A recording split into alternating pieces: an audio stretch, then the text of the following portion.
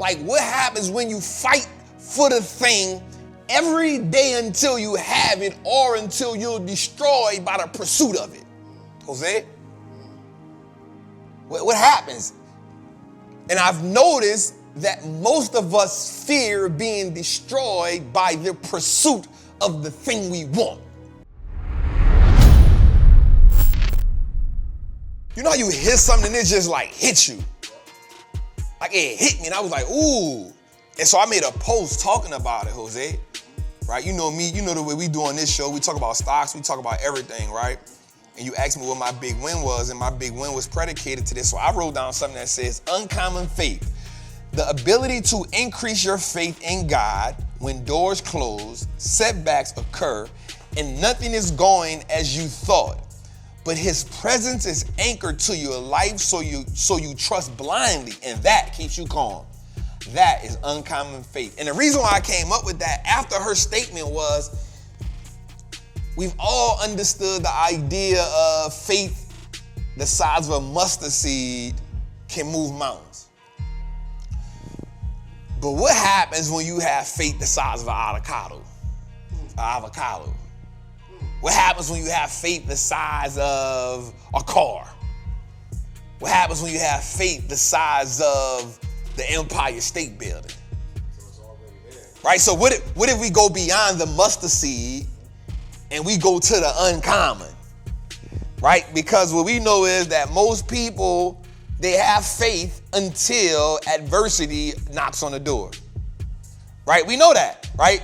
We know that most people have faith. And no matter what the way of life or what the walk of life is, we understand that most people have faith when things are going their way.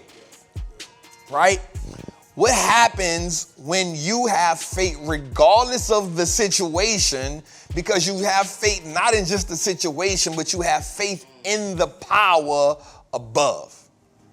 Right? Like what happens when you have faith, enough faith that says, yea, though he slay me, yet I still prosper. Right? What happens when you have the faith that says, blindly, whatever I go through is still working in my favor? Right? And I know this is a financial show. Right? I know that we talk about finances, but I've always been firm on talking about my belief in God, because I know that it wasn't me that got me through those shootouts. You know, Nip said something that I love. It's one of the most profound things he said. He said, I can't remember exactly what he said. In so many words, he said so many words. He said, the whole while I thought it was chess moves, but it was God. In so many words. I can't remember the exact line, right? And I think about that. It wasn't me that got me found not guilty. Right? It wasn't me. It wasn't my lawyer. It was God working through my lawyer. It was God working through the jurors. It was God making them not look at the weed sitting in the gun, sitting in the pill, sitting on that. Right? When I got stabbed in the back in prison, that wasn't me. That was God's grace that moved the knife over a little bit so it didn't hit the artery of my spine. Right? It wasn't me when I got shot in the leg that it didn't hit a major artery. 2 times, through and through. It didn't hit a major artery, but it was real close to it. It wasn't me. Right? So at some point, we got to go through our life and say that we got to be steady in the storm. Now, the storm looks different to everyone, depending on the position you are in life. Right? So the storm looks different to everyone depending on the position that we are in life. I wrote down a quote today, Jose, because I always be thinking and I always want to give us words and trapping Tuesdays that we can just sit on. And I wrote this down, Jose. You fight for what you believe in until you have it, or until you're destroyed by the pursuit of it. I wrote that down. You fight for what you believe in until you have it, or until you're destroyed by the pursuit of it. Right? So for me, when we talk about steadying in the storm, man, I'm not gonna lie, that's something I got from Jake's. Right? That's one of my favorite sermons from him. Steady in the storm. Because I'm inspired by so many different people. And I want to ask us this question. What is the thing that we say we want, but we only fight for it when it's convenient?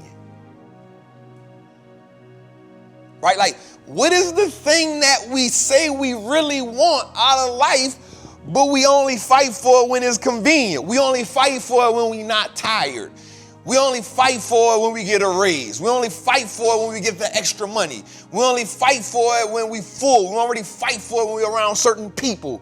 We only fight for it in the right environment. We only fight for it if the stock market doing good. We only fight for it if the job gave us a raise. We only fight for it if I'm in close to my loved ones. Like, I only fight for it if I'm smoking weed. If I only fight for it when I drink some alcohol. I only fight for it when life reminds me that I haven't fought for it and I get this little burst of energy.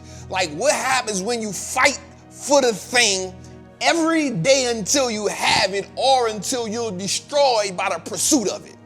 Jose? What happens? And I've noticed that most of us fear being destroyed by the pursuit of the thing we want. We don't.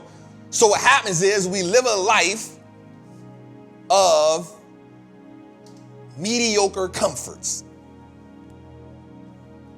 We live a life of mediocre comforts, meaning we settle for things and say, well, since this is the best I'll get, I'll make my home here. We make the pit a permanent palace. We make the pit a permanent palace instead of saying, I'm in the pit, that's cool, but I know he got plans for my life.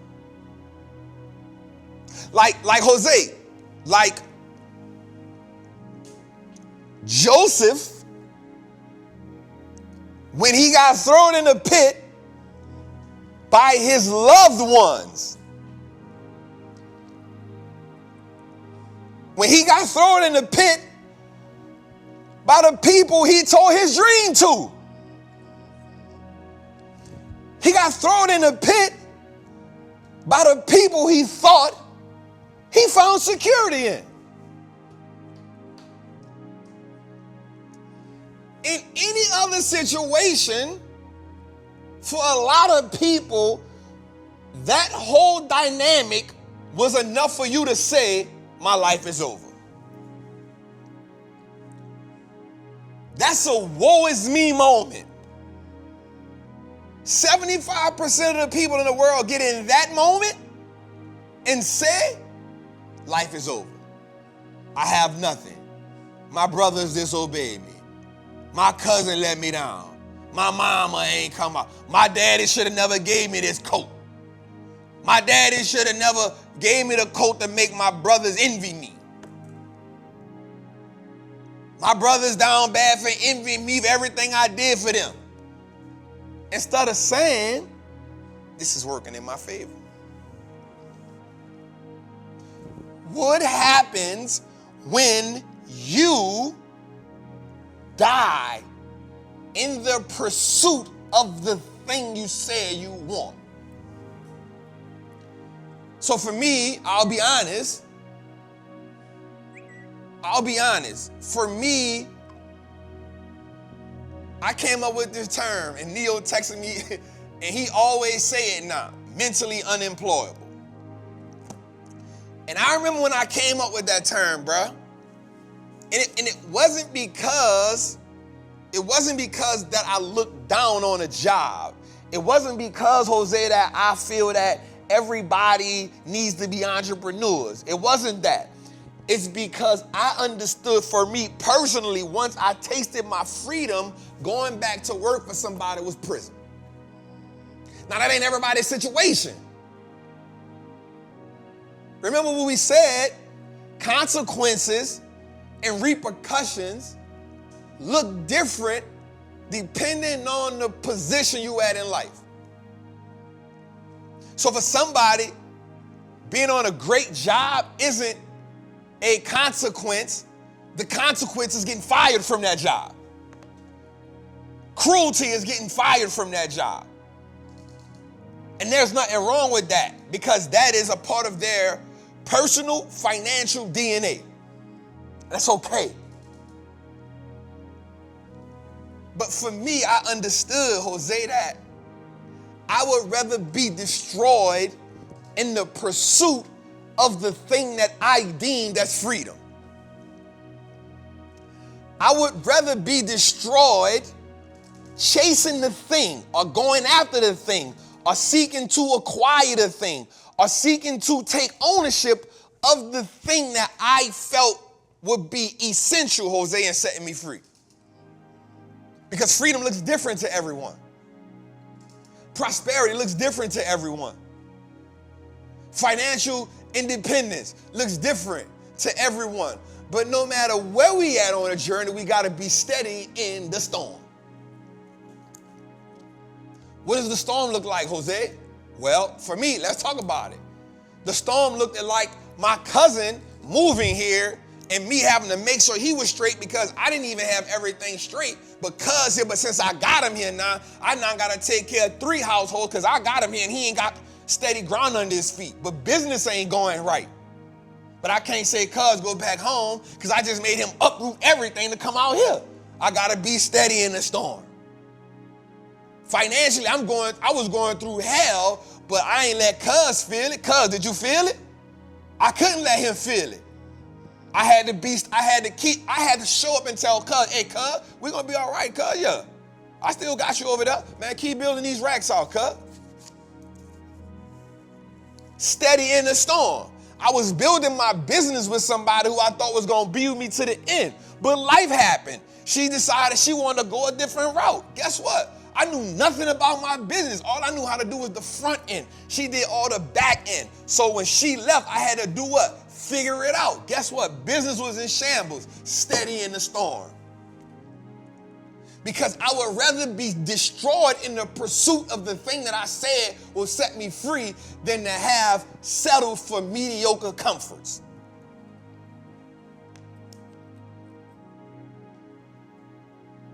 The problem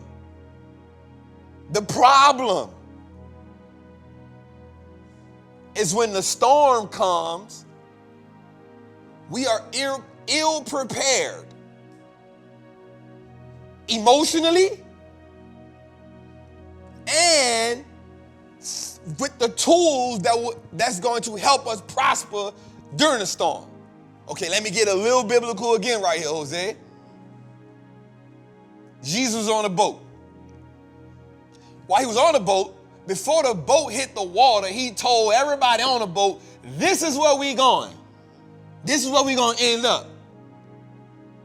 Now, mind you, nobody on the boat worked as hard as Jesus did. Nobody on the boat. As a matter of fact, if we being 100% real, everybody on the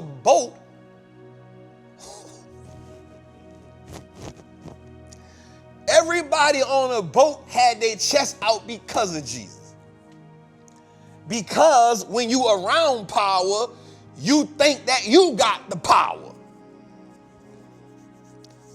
When you around power, you take on a perspective that you got God, if I'm saying this wrong, please make me take it myself. Don't even judge nobody else. It's me. It's my interpretation. When you around power, people start puffing their chests out like they got it because they're in the presence of it. And when you're in the presence of it so long, you start disregarding how powerful that said person is. Or you start thinking, this person ain't this me. I'm doing this until we can confront it with a situation. And then you say, hey, hold up. Hey, big dog, wake up. There's a storm. I don't know how to handle this. But I told y'all before. Now Jesus get up. He don't get up mad at the storm. He don't get up mad at the storm. He don't get up like, man, where this storm come from? What happened right here? He get up like, hey, peace be still. Hey, what you doing, bro? We done been through, what is you panicking for? Oh, ye a little faith. You feel me? Like, bruh, I told you before we got on the boat where we was going at. Stop trying to, but if you gonna believe in what we doing, ooh, Jose, this it. Watch this, Jose. Most of us will pray for something, and then in the midst of it, we don't let go of what we prayed for, but because it's not going our way, we try to take control and we relinquish control from the person or the vessel who we asked for the instructions in the beginning. Because we ain't steady in the storm. He wasn't mad at the storm. As a matter of fact, it don't say it. It don't say it. But just in my mind, he knew the storm was coming anyway. As a matter of fact, I've read something before that said when we go through things, God either puts it in our way, lets us go through it, or okays it.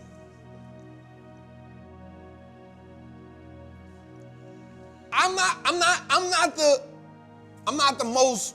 not a preacher, fam. I just be reading and I be trying to get my own. Of course, y'all know I ain't a preacher. But I ain't the most religious person. But I be reading because stories help me navigate my life. And I base my life off of stories that I read, whether in the Bible or the Quran or in other religious books, because it gives me context on how to navigate my life. So I'm saying that I would rather be destroyed by the storm before I question being on a boat with the person who I know could get me through it. Before I go wake that man up, this thing gonna sink. Before I go tap the door. Hey, get up, big homie. There's a storm brewing. Before I go tap, now listen, I'm not comparing myself to none of them people. But here's what I do know, before I go tap the door, I got uncommon faith. So what that means is, even in the storm, I'm gonna go down with the ship.